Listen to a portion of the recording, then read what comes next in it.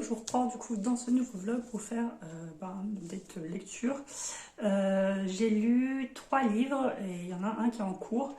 Je pense pas clôturer ce vlog là juste après ça, même s'il y a déjà 3 lectures. Je vais le faire durer un petit peu plus qu'une semaine. Donc je vous parlerai de ma lecture en cours et aussi du coup quand je l'aurai terminée. Et du coup d'une autre lecture que j'aurai certainement terminée la semaine prochaine, je suis fatiguée. Donc le premier que je vais vous présenter, donc ça c'est, si vous avez vu mon précédent vlog, en fait j'ai lu le tome 1 et donc là j'ai lu le tome 2 de l'intégrale de Terre-Mère. Donc là c'est les tombeaux d'Atuan, si je dis pas de bêtises, c'est ça. Je peux pas vous en parler en fait, parce que même si c'est vraiment une histoire différente, ça suit quand même les événements du premier tome, enfin voilà, ça reste une série.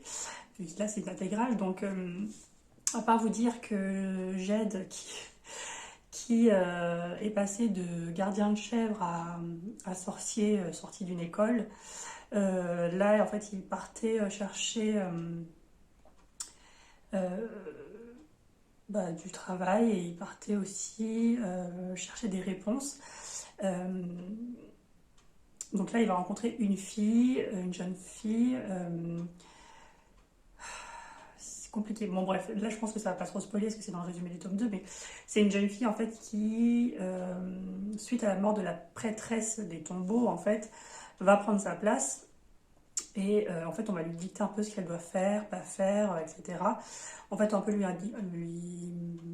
même pas lui indiquer le chemin, mais en fait, l'obliger en fait à faire ce qu'elle a à faire, même si elle en a pas envie. Bref, et donc, Jade va se retrouver sur son chemin, et voilà, il va se passer des choses. Alors, ce que j'ai préféré ce tome 2 au premier tome, parce que le premier tome, bon voilà, c'est un peu la révélation de ses capacités, mais dans le tome 2, en fait, on a des réflexions, notamment par rapport à cette jeune femme, ou jeune fille plutôt, qui se retrouve dans une situation où en fait elle a un devoir, mais en fait elle aimerait faire autrement, et du coup elle est un peu tiraillée. Et donc c'est un peu ça le message, c'est est-ce qu'au détriment de sa propre vie, on s'oblige à faire ce que les autres veulent de nous, etc. Donc voilà, j'ai beaucoup aimé le tome 2, en tout cas je l'ai préféré au premier tome. Je crois que j'ai mis 4 étoiles, donc, ou 5, parce que j'avais mis 4 étoiles pour le premier, je crois. Donc voilà, et donc là, je lirai donc l'ultime rivage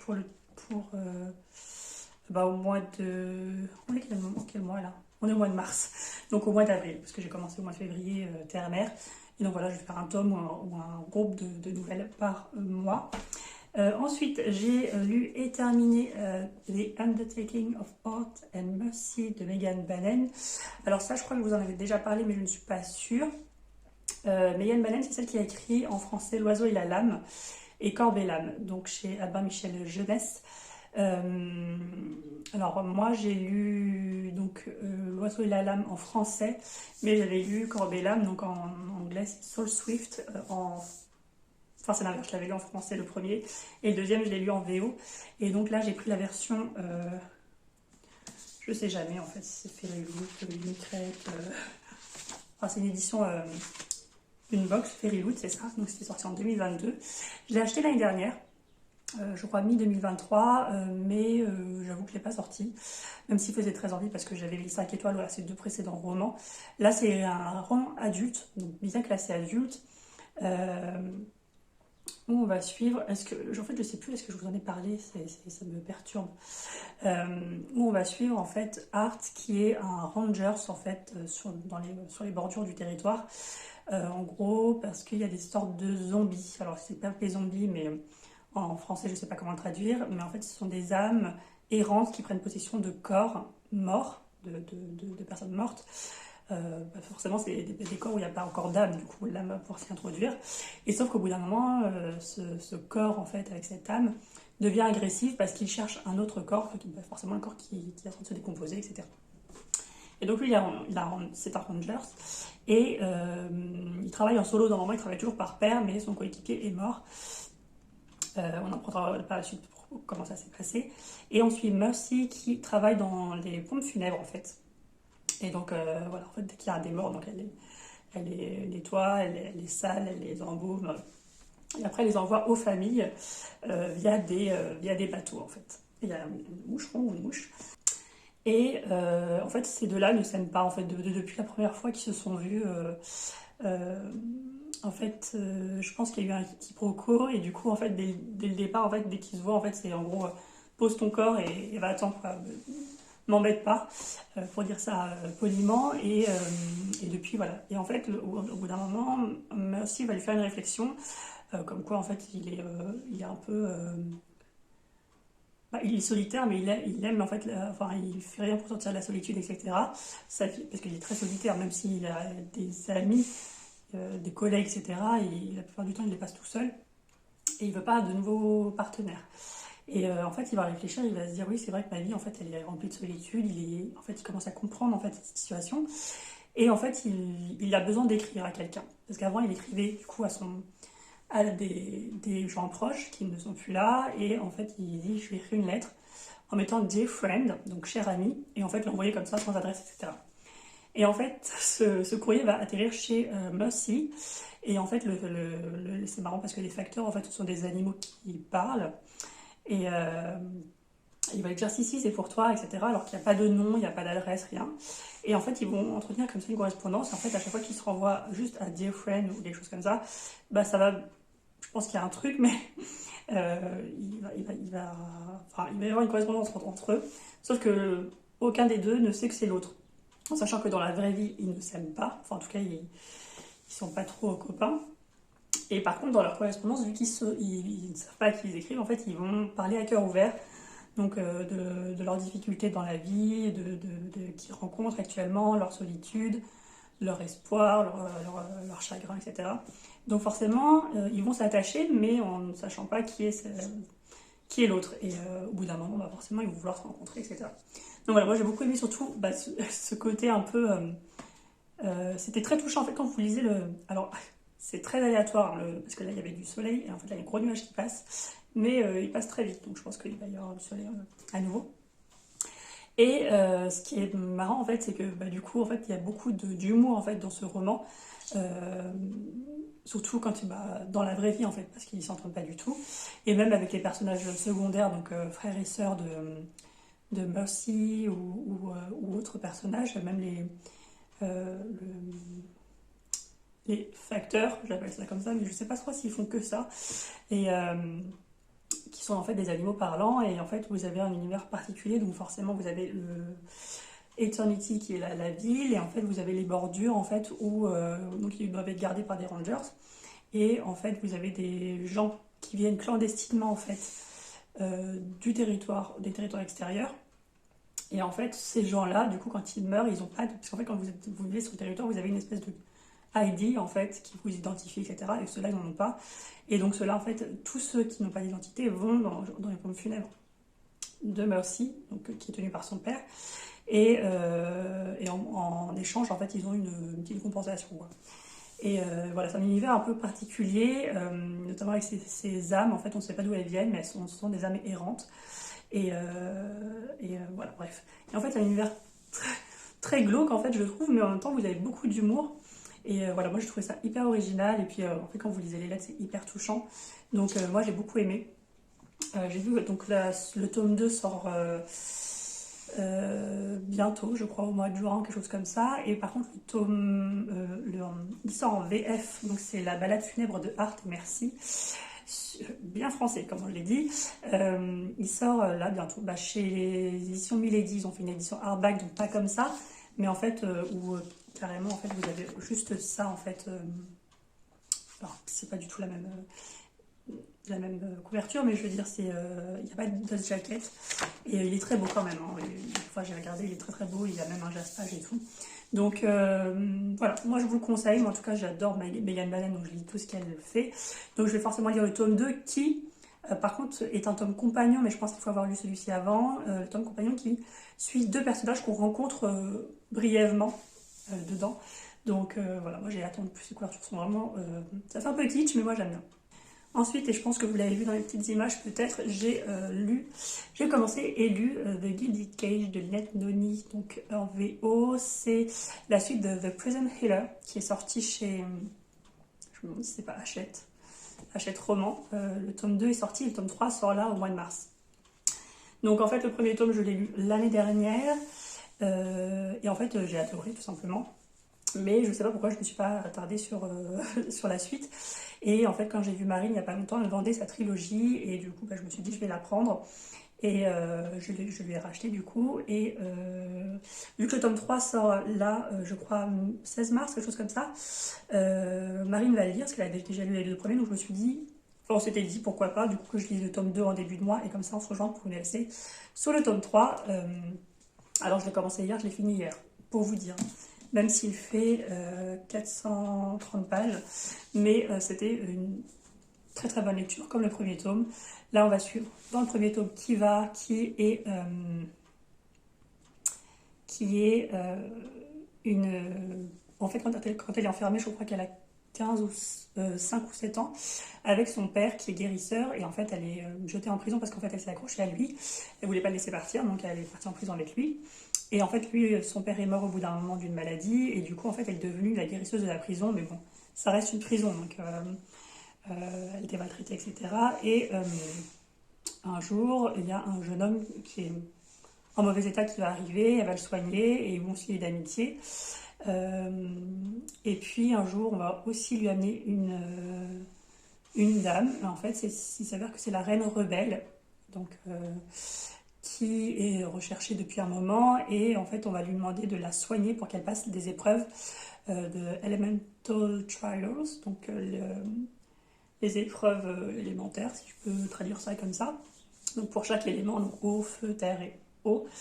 Et sauf qu'en fait, elle est incapable de bouger. Donc en fait, Kiva va se porter volontaire pour passer l'épreuve à sa place. Et bizarrement, elle va réussir. Je vous dis pas comment ou pourquoi. Et, euh, et voilà. Et en fait, je peux pas vous dire grand chose de plus. Mais en fait, ce qui est original, c'est que bon, après, il y a certaines facilités. Il y a des clichés du young adulte. Notamment la relation qu'elle va entretenir avec le jeune homme, comment elle va s'en sortir, etc.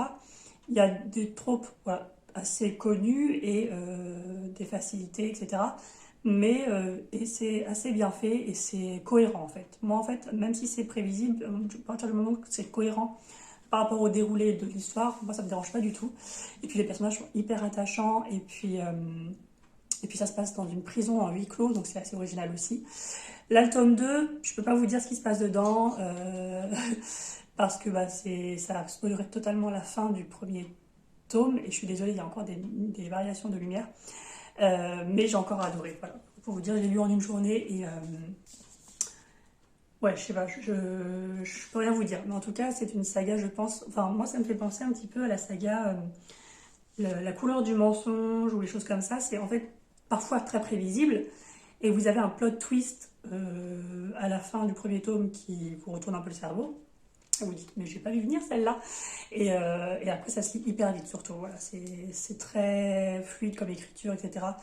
Moi, je vous conseille, si vous avez l'habitude de lire du young adulte et que vous voulez découvrir encore des sagas de young adulte, si vous êtes plutôt habitué à l'adulte, fantasy adulte, je ne vous conseille pas parce qu'il y a quand même pas mal de choses prévisibles.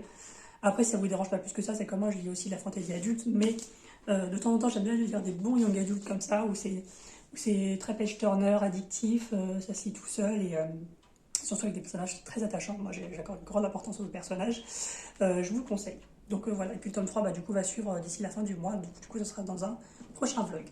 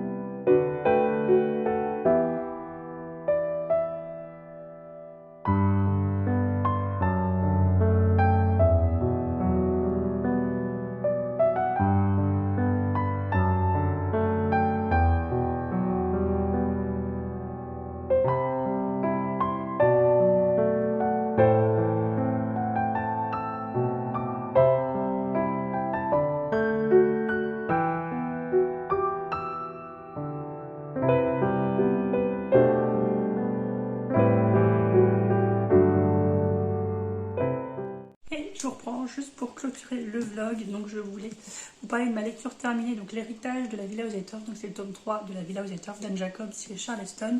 Je vous avais dit, je crois que je l'avais commencé, je crois que la dernière fois que je vous ai pris, donc je l'ai terminé. J'aime toujours autant. Alors je trouve par contre qu'il se passe un petit peu moins de choses que dans le premier et le deuxième. Ça traîne un petit peu plus en longueur. Alors je sais pas si c'est... Je sais pas si je dirais que c'est des longueurs, mais en tout cas il y a beaucoup moins de choses qui se passent. On est plus dans la vie de tous les jours. Enfin, d'habitude aussi, mais je sais pas comment expliquer, mais il y a moins d'événements qui viennent bouleverser la famille. Moins d'événements, moins d'interaction entre les personnages, donc j'ai peut-être moins préféré, j'ai peut-être moins aimé ce tome que les deux premiers, mais voilà, ça me donne toujours envie de lire la suite. J'ai le 4e tome qui m'attend dans ma palle, mais je le lirai au mois d'avril, comme je vous disais, j'en fais un par mois, donc janvier, février, j'ai lu les deux premiers, là on est en mois de mars, donc le 3e tome. Voilà, toujours une saga familiale qui est... Enfin, si vous aimez les sagas familiales... sur fond historique, le côté historique prend beaucoup de place aussi quand même. Je vous le conseille parce que c'est vraiment, enfin si vous avez vu la série Downton Abbey, c'est vraiment la même chose. On traverse les années avec les mêmes personnages, les enfants grandissent, il y a des personnages qui partent, il y en a des nouveaux qui y arrivent, etc. Et on suit vraiment toutes les facettes, donc que ce soit au niveau des domestiques ou des maîtres de maison. Voilà, moi j'aime toujours autant, donc je vais continuer. Après, j'ai pas encore pris de lecture en cours, à part le Prieuré de l'Oranger. Donc je me suis dit que j'allais arrêter le vlog là, parce que si j'attends de finir une autre lecture, ce sera peut-être un petit peu trop long.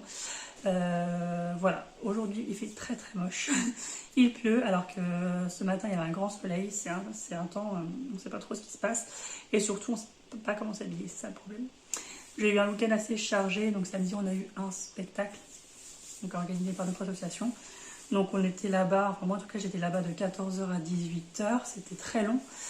Après il a fallu rentrer, du coup c'était samedi en fin de journée avec les bouchons, et hier j'ai passé toute la journée avec ma famille, donc on était assez fatigués. Ma fille a fait de la fièvre cette nuit, elle était à 39,2, donc on lui a donné paracétamol. Ce matin ça allait mieux, donc elle est partie à l'école. J'ai pas eu d'appel de l'école, donc j'imagine que ça va. Et puis voilà, donc là je vais essayer de carburer un peu pour les lectures, parce que du coup pendant tout ce week-end je n'ai pas lu du tout. Et alors c'est pas la course à la lecture non plus, mais c'est vrai que ça me manque en fait quand je ne lis pas pendant quelques jours, que ce soit par contrainte ou quand je ne lis pas parce que j'ai pas envie, bah ça va, parce que c'est que j'ai pas envie de lire tout simplement. Mais quand j'ai des contraintes qui font que je ne lis pas, là c'est un peu contre ma volonté, donc là ça me manque un petit peu plus. Voilà, sur ce, j'espère que ce vlog vous aura plu. N'hésitez pas à me dire en commentaire ce que vous lisez en ce moment, et si vous ne voulez pas mettre de commentaires, bah mettez un petit émoticône. Qu'est-ce qu'on pourrait mettre? Bah mettez une petite fleur, peu importe la fleur, parce que ça va être bientôt le printemps, à la fin du mois de mars, je crois le 21 mars. Donc je suis pas sûre cette vidéo, je pense qu'elle sortira un petit peu avant, mais bon, voilà. Mettez une petite fleur en commentaire si le cœur vous en dit. Et puis moi, je vous retrouve pour une nouvelle vidéo.